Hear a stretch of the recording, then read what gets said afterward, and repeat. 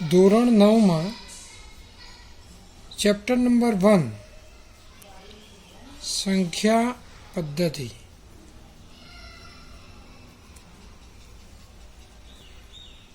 જેમાં આપણે પ્રાસ્તાવિક, અસમ્ય સંખ્યાઓ,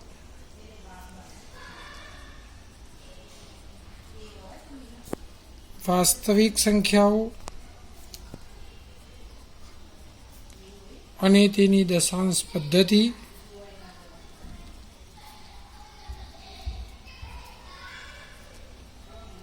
સંખ્યા રેખા પર વાસ્તવિક સંખ્યાનું નિરૂપણ, વાસ્તવિક સંખ્યાઓ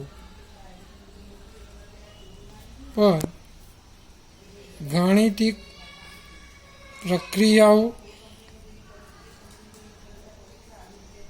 વાસ્તવિક સંખ્યાઓ માટે ઘાતાંકના નિયમોનો અભ્યાસ કરવાનો છે.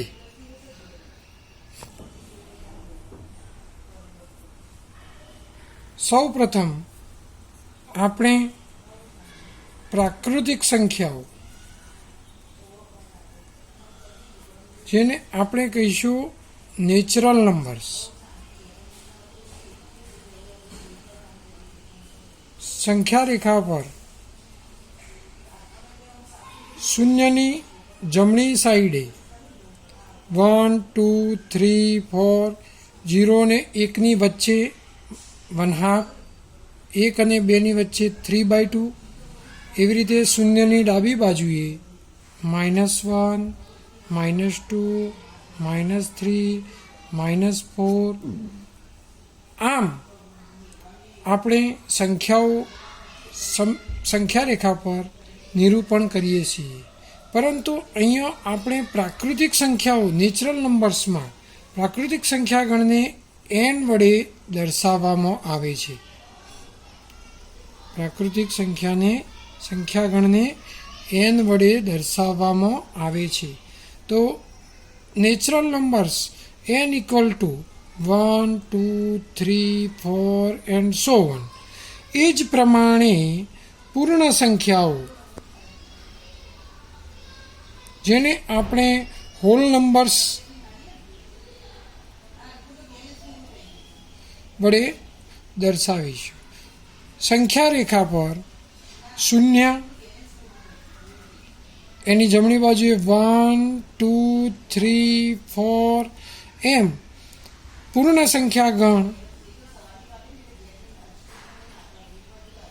સંખ્યાઓના ગણને W વડે દર્શાવવામાં આવે છે. W બરાબર ગણમાં 0, 1, 2, 3 and so on. Nમાં 1, 2, 3, 4 એટલે કે પ્રાકૃતિક સંખ્યાઓ દર્શાવવામાં આવે છે. Wમાં પ્રાકૃતિક સંખ્યા એની સાથે શૂન્ય એટલે કે 0, 1, 2, 3, 4 and so on.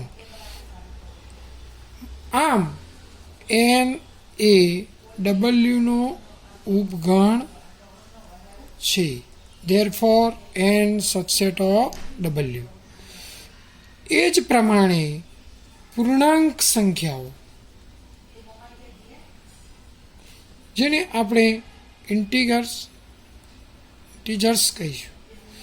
સંખ્યા રેખા પર શૂન્યની જમણી બાજુએ ધન સંખ્યાઓ 1, 2, 3, 4 and so on. એ જ પ્રમાણે ડાબી બાજુએ શૂન્યની ડાબી બાજુએ -1, -2, -3, -4 and so on. એટલે કે પૂર્ણાંક સંખ્યાઓના ગણને z વડે દર્શાવવામાં આવે છે. Therefore z = 0 1 2 3 and so one. એ રીતે ડાબી બાજુએ આપણે -1 -2 એન્ડ સો વન લઈએ છીએ. તો આ ઝેડ એ જર્મન શબ્દ ઝેલન પરથી આવેલ છે. તેનો થાય અર્થ છે સંખ્યાઓ. શું અર્થ થાય છે? સંખ્યાઓ. ધેરફોર એનના તમામ એટલે કે પ્રાકૃતિક સંખ્યાઓ 1 2 3 4 એ ડબલ્યુનો ઉપગણ છે. એટલે કે ડબલ્યુ પૂર્ણ સંખ્યાગણમાં એન પ્રાકૃતિક સંખ્યાગણની તમામ સંખ્યાઓ ઘટકો એમાં સમાવેલા છે. એ જ પ્રમાણે ઝેડ એટલે કે પૂર્ણાંક સંખ્યાઓ કે જેમાં 0 1 2 3 4 એમ ધન સંખ્યાઓ અને ઋણ સંખ્યાઓ સહિતનો તમામ સંખ્યા ગણ ઝેડ, જેને આપણે પૂર્ણાંક સંખ્યા ગણ તરીકે ઓળખીએ છીએ. એટલે કે therefore N subset of W subset of Z. સમ્ય સંખ્યા આપણે કોને કહીશું? તો જો પી અને ક્યુ પૂર્ણાંક સંખ્યા હોય અને ક્યુ શૂન્યતર હોય એટલે કે શૂન્ય સિવાયની હોય તથા આર ને પી બાય ક્યુ સ્વરૂપમાં લખી શકાય તો આર ને સમ્ય સંખ્યા કહે છે. સમ્ય સંખ્યાની વ્યાખ્યા: જો પી અને ક્યુ પૂર્ણાંક સંખ્યા હોય અને ક્યુ શૂન્યેતર હોય તથા આરને પી અને ક્યુ સ્વરૂપમાં લખી શકાય તો આરને સમ્ય સંખ્યા કહે છે. સમ્ય સંખ્યા માટે જે વપરાતો અંગ્રેજી શબ્દ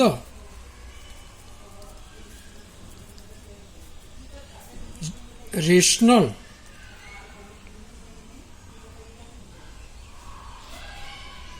એ રેશિયો પ્રમાણ પર રેશિયો પરથી આવેલું છે.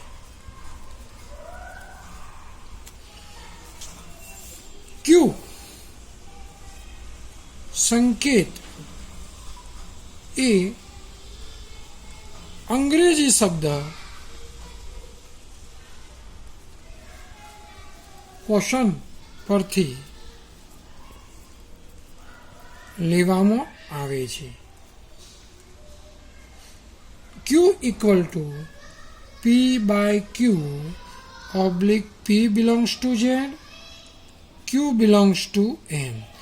પી છેદમાં ક્યુ એટલે કે પી એ ઝેડ, ઝેડ એટલે પૂર્ણાંક સંખ્યાગણ જેમાં 0 ધન અને ઋણ સંખ્યાઓ ધરાવે છે.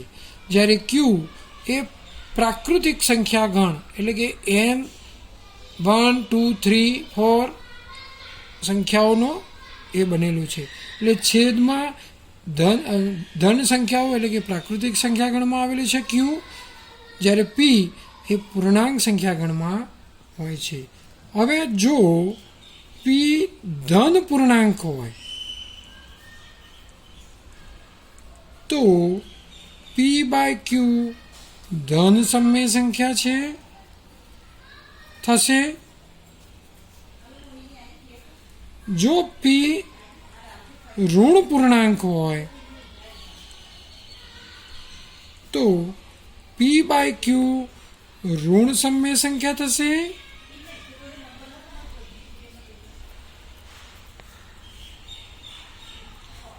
જો પી ઇક્વલ ટુ 0 હોય તો પી બાય ક્યુ શૂન્ય સમ્ય સંખ્યા થશે. પી એ ધન પૂર્ણાંક લઈએ તો પી બાય ક્યુ એ ધન સમય સંખ્યા થશે. પી એ ઋણ પૂર્ણાંક લઈએ તો પી બાય ક્યુ એ ઋણ સમય સંખ્યા થશે. અને જો પીની જગ્યાએ 0 લેવીએ તો પી બાય ક્યુ શૂન્ય સમય સંખ્યા થશે. હવે પી ઇક્વલ ટુ 31 અને ક્યુ ઇક્વલ ટુ 1 એક્ઝામ્પલ તરીકે હોય તો P by Q equal to પીની જગ્યાએ કેટલા 31 અને ક્યુની જગ્યાએ 1 એટલે કે 31/1. એ જ પ્રમાણે 42ને પી બાય ક્યુ સ્વરૂપ 42/1 -34નું પી બાય ક્યુ સ્વરૂપ -34/1. એમ આપણે -50નું પી બાય ક્યુ સ્વરૂપ કેટલું તો -50/1. આવા આપણે બધી જ પૂર્ણાંક સંખ્યાઓ એ સમય સંખ્યાઓ પણ છે. Therefore Z equal subset of Q. Z subset of Q. માટે N subset of W subset of Z subset of Q. તો આના ઉપરથી ખાસ પરીક્ષામાં પ્રશ્ન પૂછી શકાય કે પ્રાકૃતિક સંખ્યા ગણ n ના તમામ સભ્યો પૂર્ણ સંખ્યા ગણ ડબલ્યુમાં આવેલા હોય, પૂર્ણ સંખ્યા ગણ ડબલ્યુના તમામ ઘટકો પૂર્ણાંક સંખ્યા ગણ ઝેડમાં આવેલા હોય અને ઝેડના તમામ ઘટકો ક્યુ ગણમાં આવેલા હોય. હવે આગળ જોઈશું -4.5 એ સમય સંખ્યા છે? જો હા તો તેને પી બાય ક્યુ સ્વરૂપમાં દર્શાવો, જ્યાં પી બિલોંગ્સ ટુ ઝેડ અને ક્યુ બિલોંગ્સ ટુ એન. તો -4.5 એ સમય સંખ્યા છે? હા, -4.5 એ સમય સંખ્યા છે. અને એને પી બાય ક્યુ સ્વરૂપ કેવી રીતે લખાય? તો -4.5 બરાબર -45/10. 45ના આપણે 9 × 5 = 45 અને 2 × 5 = 10. 5 કટ મીન્સ -9/2. -9 જેને આપણે પી એટલે કે ઝેડમાં ઋણ 9 પી ઇક્વલ ટુ -9 અને ક્યુ ઇક્વલ ટુ 2 એટલે કે પ્રાકૃતિક સંખ્યા ગણમાં આવેલું છે.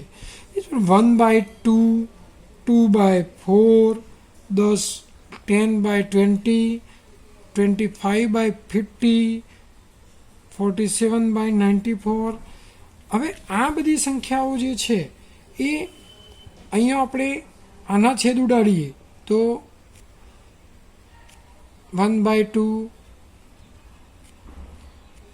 1/2, 10 દુ 20 થાય, 25 દુ 50 એટલે કે 1/2 અને 47 દુ 94 એટલે કે 1/2. મીન્સ આ તમામ સંખ્યાઓ કેવી છે? સમાન સમય સંખ્યાઓ છે. આ સંખ્યાઓ સમાન સમય સંખ્યાઓ છે. તો સમય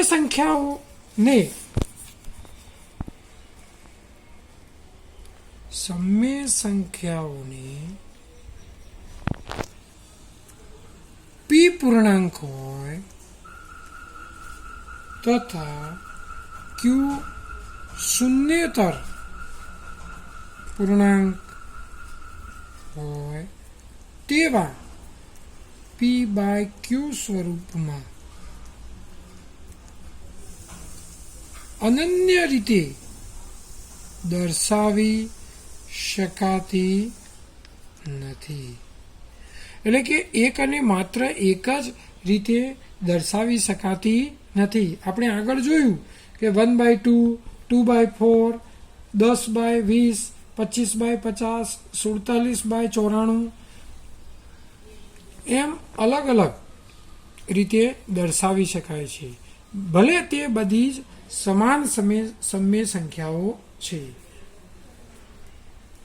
જે સમય સંખ્યાઓનું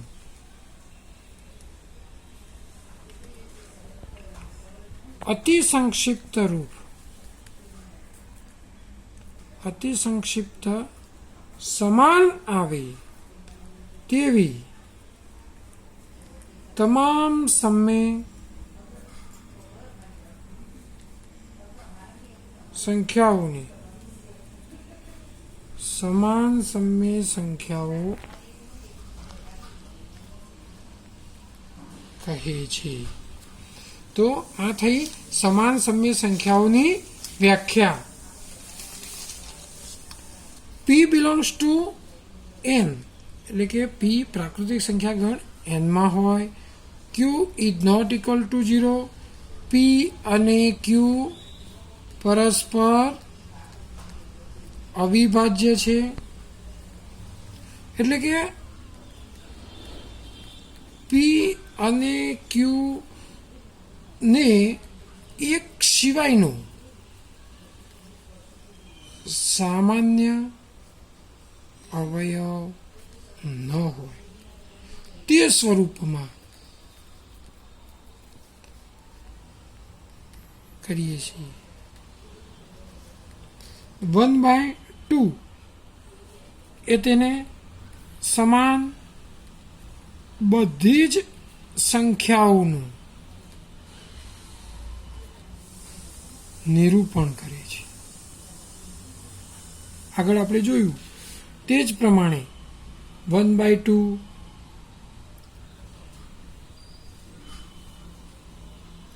10/20, 25/50, 47/94 એ તમામ સમાન સમય સંખ્યાઓ છે.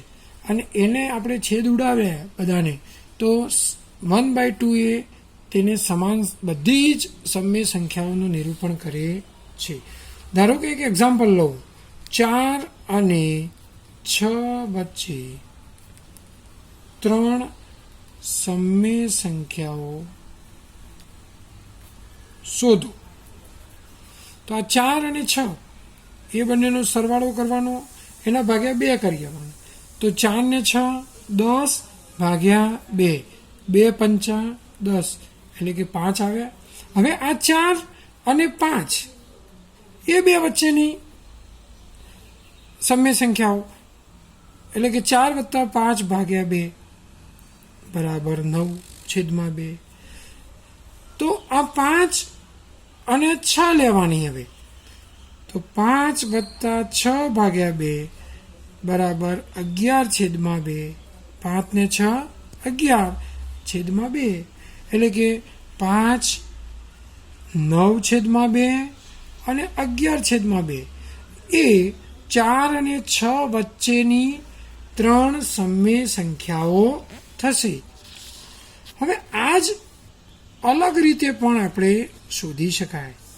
તો આ 4 છે. 4 એ કેવી રીતે? તો 3 + 1 બરાબર 4 થશે. હવે આ 4 એને આપણે છેદમાં લઈશું. એટલે કે અહીંયા બીજી સંખ્યા 6 છે.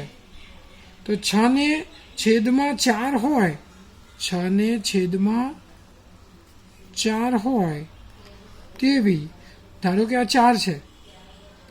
તો એવી કોઈ એક સંખ્યા લઈએ કે એના છેદમાં 4 હોય એટલે 16/4.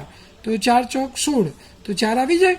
તો 16/4 અને એ જ પ્રમાણે 6 છે આ છેલ્લે.